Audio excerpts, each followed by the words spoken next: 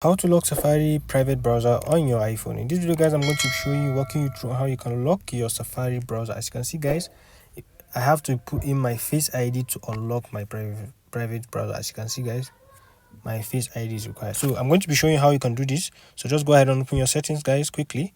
When you open your settings, I want you to scroll down and look for where it says Safari. So when you go into your settings, look for where it says Safari. So just go ahead and open that. When you open Safari, guys, I want you to scroll down to where it says, so just scroll down to where it says require Face ID to unlock your private browser. So if this is toggle off, just go ahead and toggle it on, guys.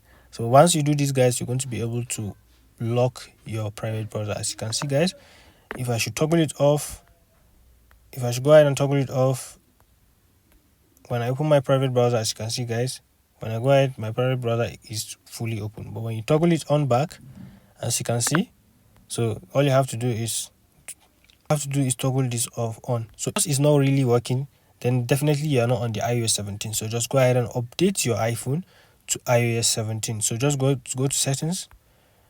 When you go to general settings, just go ahead and look for where it says software update.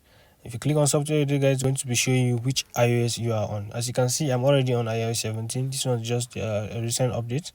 So if you are not in iOS 17, this is not going to work for you. So just go ahead and update your iPhone and you can be able to access this. So I hope this video is helpful. If this video is helpful, don't forget to click the like and subscribe button to support the channel. See you on the next one.